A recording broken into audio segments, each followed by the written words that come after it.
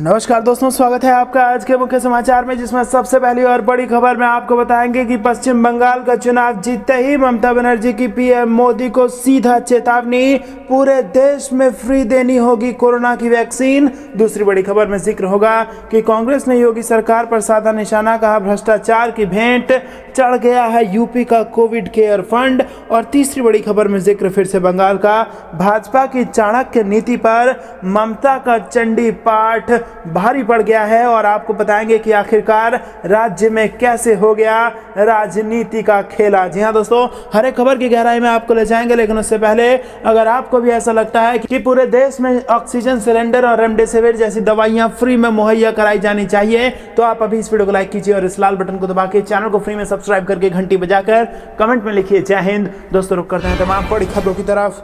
Waste Bengal election जीतते ही ममता बनर्जी की PM Modi को सीधी चेतावनी, पूरे देश में देनी होगी फ्री कोरोना वैक्सीन। जी हां दोस्तों, वेस्ट बंगाल इलेक्शन जीतते ही ममता बनर्जी की पीएम मोदी को सीधी चेतावनी दी है। यदि उन्होंने पूरे देश में फ्री कोरोना वैक्सीन नहीं दी तो वो आंदोलन जनता को संबोधित करने के लिए सामने आई, तो उन्होंने कहा कि वह डबल सेंचुरी की उम्मीद कर रही थी, 221 सीटों को जीतने की उम्मीद कर रही थी। उन्होंने कहा कि यह जीत बंगाल के लोगों की जीत है। ममता ने कहा कि हम जश्न नहीं करेंगे, छोटा सा समारोह कर कोविड की लड़ाई में जुट जाएंगे। बंगाल सीएम ने चुनाव आयोग पर सहयोग न करने का आरोप भी लगाया। उन्होंने कहा कि चुनाव आयोग ने खराब व्यवहार किया। इसके साथ ही मुख्यमंत्री ममता ने यह वादा किया कि पूरे राज्य के लोगों को मुफ्त वैक्सीन दी जाएगी। पश्चिम बंगाल की मुख्यमंत्री ने आगे कहा कि वह ये मांग करती हैं कि देश के 140 करोड़ लोगों को मुफ्त वैक्सीन दी जाए। ममता बनर्जी ने कहा कि अगर देश के लोगों को मुफ्त वैक्सीन नहीं मिली तो वह गांधी प्रतिमा के बाहर फिर से प्रदर्शन करेंगी। उन्होंने कहा कि बंगाल चुनाव में जो यह सफलता मिली है, इसके लिए उन्होंने टीएमसी परिवार की तरफ से धन्यवाद किया।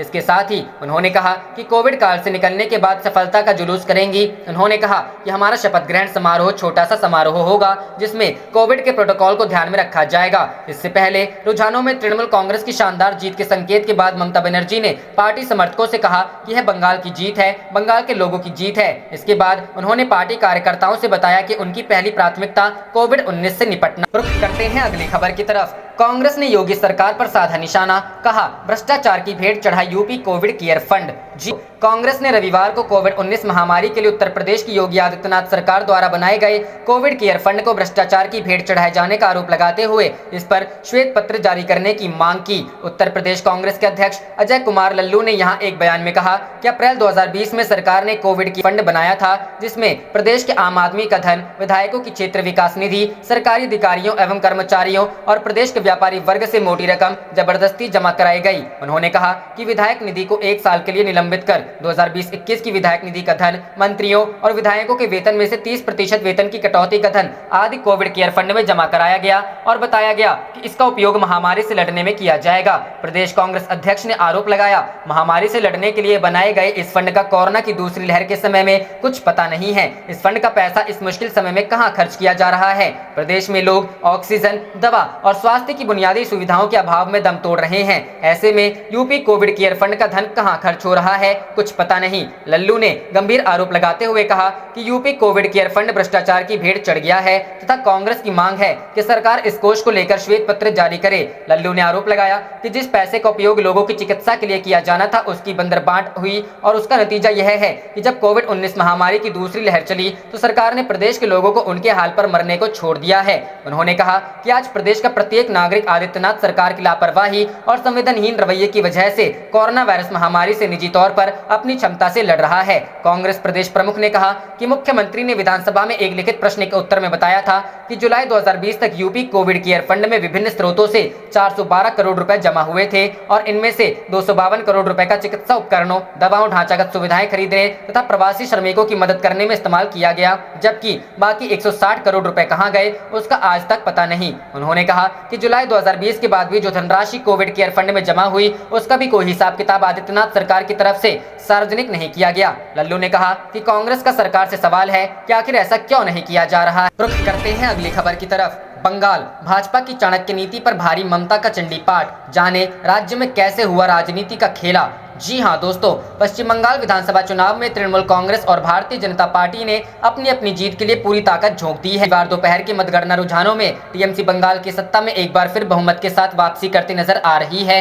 वहीं भाजपा 100 सीटों के अंदर ही सिमटती दिख रही है। भाजपा अध्यक्ष जेपी नड्डा से लेकर पीएम नरेंद्र मोदी और गृह मंत्री अमित शाह तक बड़े बड़े नेताओं की चाणक्य नीति पर ममता बनर्जी का चंडी पाठ कैसे भारी पड़ गया। पश्चिम बंगाल विधानसभा चुनाव इस मोदी बनाम ममता बन गया था। एक और जहां भारतीय जनता पार्टी ने कई बड़े नेताओं समेत केंद्रीय मंत्रियों पर दाव लगाया, वहीं चुनाव प्रचार के दौरान भाजपा के राष्ट्रीय अध्यक्ष जेपी नड्डा से लेकर पीएम मोदी, गृह मंत्री अमित शाह, यूपी के सीएम योगी आदित्यनाथ तक कई बड़े नेताओं को मैदान में उतार दिया। भाजपा ने बंगाल पर जीत हासिल करने के लिए धारदार रणनीति बनाई थी। ममता का जादू बरकरार, सीएम की हैट्रिक की ओर दीदी। इसके इतर पश्चिम बंगाल की मुख्यमंत्री ममता बनर्जी का जनता पर जादू बना हुआ। ममता ने अपने अकेला होबे और भारी बनाम भीत बनाकर एक बार फिर अपनी जीत सुनिश्चित कर ली है। करते हैं अगली खबर की तरफ। जोड़ तोड़ में माहिर, लालू बिगाड़ेंगे नीतीश का खेल, तेजस्वी की खुलेगी किस्मत। जी हां दोस्तों, पशुपालन मामले में सजायाफ्ता किंग मेकर के नाम से ख्यात राजद सुप्रीमो लालू प्रसाद कोई 3.5 साल के बनवास के बाद जेल से जमानत पर निकल गए हैं। सलाखों के पीछे अस्पतालों के परिसर में दिन गिनने वाले लालू अब खुली हवा में सांस ले रहे हैं। जमानत के बाद एम्स दिल्ली से निकलकर अपनी बेटी मीसा के यहाँ तत्काल हैं। जेल के भीतर रहकर भी चर्चा में बने रहने वाले राजनीति के बड़े खिलाड़ी लालू अब क्या खेल करते हैं देखना होगा। उनकी आजादी के बाद राजद को भी ऑक्सीजन मिलेगा। युवराज के शासन में घुटन महसूस करने वाले पुराने नेता भी चैन की सांस ले सकेंगे। जोड़ तोड़ में माहिर लालू प्रसाद जब रांची में रिम्स निदेशक के बंगले कैदी के रूप में रह रहे थे, विधानसभा अध्यक्ष पद के लिए चुनाव के दौरान भाजपा विधायक लल्लन सिंह को फोन कर डोरा डाला था। भाजपा के वरिष्ठ नेता पूर्व उप मुख्यमंत्री सुशील मोदी ने इसका भांडाफोड़ किया तो बवाल मचा। जिस फोन से लल्लन पासवान को फोन आया था, क्रॉस चेक के लिए मोदी ने फोन मिलाया तो अपने मजाकिया अंदाज में लालू ने कहा था, आप भी पार्टी में उपेक्षित हैं, इधर आ जाइए, बना देंगे। बड़ा बेटा तेज प्रताप ने लालू के पुराने दिनों के साथी और राजद के वरिष्ठ नेता रघुवंश प्रसाद सिंह को कह दिया कि एक लोटा पानी समुद्र से निकल जाता है तो कोई फर्क नहीं पड़ता। तब लालू ने बेटे को बुलाकर क्लास लगाई। रघुवंश बाबू से पश्चाताप जताया, मगर पद छोड़ चुके रघुवंश बाबू दुनिया से ही विदा हो गए। बीच में प्रदेश अध्यक्ष जगदानंद सिंह पर भी तेज प्रताप ने उसी अंदाज में टिप्पणी की थी। जगदा बाबू भी गंभीर लालू प्रसाद के सबसे भरोसे वाले लोगों में एक हैं। लालू प्रसाद के बाहर रहने से अब इस तरह के मामलों में संवादहीनता या संवाद दूरी की स्थिति नहीं होगी। रुख करते हैं अगली खबर की तरफ। अखिलेश यादव ने कसा योगी आदित्यनाथ पर तंज, मुख्यमंत्री अपना वाहवाही वाला चश्मा उतारते तो लोगों का दर्द दिखाई देता। जी हां दोस्तों, समाजवादी पार्टी के अध्यक्ष एवं उत्तर प्रदेश के पूर्व मुख्यमंत्री अखिलेश यादव ने शनिवार को मुख्यमंत्री योगी आदित्यनाथ को कोरोना वायरस संक्रमण से मुक्त होने पर बधाई देते हुए उन पर तंज किया। अगर वह अपना वाहवाही वाला तो उन्हें परेशान लोगों का दर्द दिखाई देता। सपा मुख्यालय ने शनिवार को जारी बयान में यादव ने कहा कि मुख्यमंत्री जी कोरोना वायरस संक्रमण से मुक्त हुए हैं, इसके लिए बधाई, किंतु दिक्कत यह है कि उन्होंने फिर अपना पुराना चश्मा पहन लिया है। उन्हें हर तरफ अमन चैन और सरकार की योजनाओं की धूम दिखाई देने लगी है। पूर्व मुख्यमंत्री ने योगी पर निशाना साधा कि वाहवाही वाला चश्मा उतारकर वह देखते तो उन्हें जमीनी हकीकत में चारों तरफ हाहाकार और परेशान हाल लोगों के चेहरों पर दर्द दिखाई देता। उन्होंने कहा कि जब हालात इतने दर्दनाक हों तब मुख्यमंत्री का गेहूं खरीद और गन्ना पिराई संबंधी बयान जख्मों को कुरेद देते हैं। कोरोना वायरस महामारी में कहां व्यापारिक गतिविधियां चल रही है। गेहूं खरीद कई जिलों में बंद चल रही है। क्रय केंद्र खुल नहीं रहे हैं और जो खुले हैं खरीद के बजाय बोरियां कम होने, तौल मापक के खराब होने तथा भुगतान के लिए पैसा न होने के बहाने बना रहे हैं। यादव ने कहा, मुख्यमंत्री का नया ऐलान है कि जब तक खेतों में गन्ना रहेगा तब तक चीनी मिल चलेंगी, लेकिन यह ऐलान किसी हवाई कलाबाजी से कम नहीं है। रुख करते हैं अगली खबर की तरफ। ड्यूटी के दौरान 700 शिक्षकों की हो चुकी है मौत, यूपी पर ही। जी हां दोस्तों, कांग्रेस महासचिव प्रियंका गांधी वाड्रा ने पंचायत चुनाव ड्यूटी के दौरान 700 शिक्षकों की मौत होने का दावा करते हुए उत्तर प्रदेश सरकार पर जमकर निशाना साधा। अपने ट्विटर अकाउंट से उन्होंने राज्य सरकार के साथ साथ राज्य चुनाव आयोग को भी कटघरे में खड़ा किया। प्रियंका गांधी वाड्रा ने कहा कि यूपी में चुनाव ड्यूटी करने वाले लगभग 700 शिक्षकों की मृत्यु हो चुकी है। इसमें एक गर्भवती महिला भी शामिल है जिसे चुनाव ड्यूटी करने के लिए जबरन मजबूर किया गया था। उन्होंने कहा कि कोरोना की दूसरी लहर की भयावहता के बारे में एक बार भी विचार किए बिना उत्तर प्रदेश की लगभग 60,000 ग्राम पंचायतों में इन चुनावों को कराया गया। चुनावों के दौरान बैठकें हुई, चुनाव अभियान चला